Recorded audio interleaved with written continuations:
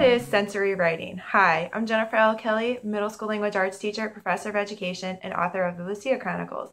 This video is part of my NaNoWriMo series, and it is the second video in the series. Well, technically kind of the third video, but it's the second video. So, what is sensory writing? Sensory writing is a great way to help increase your NaNoWriMo word count, and it's by adding sensory details. It's actually a strategy that we teach in language arts in our writing classrooms, and it's a way to write vividly and to kind of help build a robust vocabulary. And it's technically appealing to the 5 senses. So you have your seeing, hearing, tasting, touching, and smelling. So your 5 senses. And it's basically, I've mentioned it in past videos, and I'm just going to elaborate a little bit on it in this video.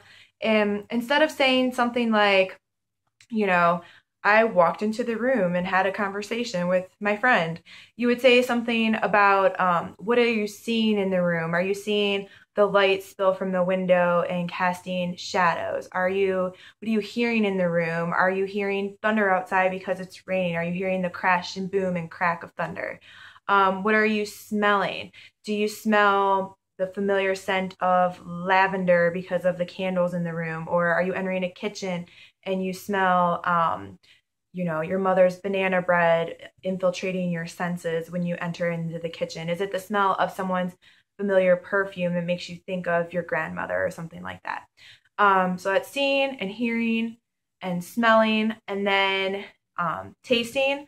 I have a scene in my first book, the Lucia Chronicles, book 1, The Prophecy, where there's a very elaborate ceremony that only happens once a year, and that isn't experienced very often. And one of the characters, it's her first time attending it, and it's a very, very decadent meal that's very different from what they usually eat. So I wanted to take the time to really describe, a bite of juicy beef with juice dribbling down her chin, or the sweet and savory taste of cheese and things like that. And I really wanted to focus on the decadence of the meal, and I did that through sensory writing, through my sense of taste. And then the last sense, I think, I get hearing, seeing, tasting, hearing, seeing, smelling, tasting, touch is my last sense. I think I covered them all.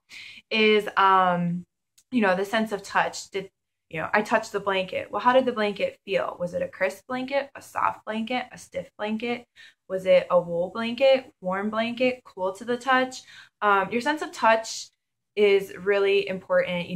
Did someone's sweater feel rough against their skin, indicating that it was maybe uncomfortable? Or was it soft and luxurious, indicating that it was maybe expensive or something like that? So using sensory writing can not only help extend your word count in NaNoWriMo, but it can also build a lot of images in your reader's mind. And you really want your words to play like a movie, not only in your mind, but also in the minds of your readers. So we can do that through sensory writing. Again, that's appealing to the 5 senses, your sense of touch, taste, seeing, hearing, and smelling. So this is a little tutorial on sensory writing, and hopefully you found it useful. And that's all I have today. Later, stay tuned for an update on my NaNoWriMo word count. Hopefully you've subscribed and are following me on my NaNoWriMo 2014 journey. In the meanwhile, happy reading and happy writing.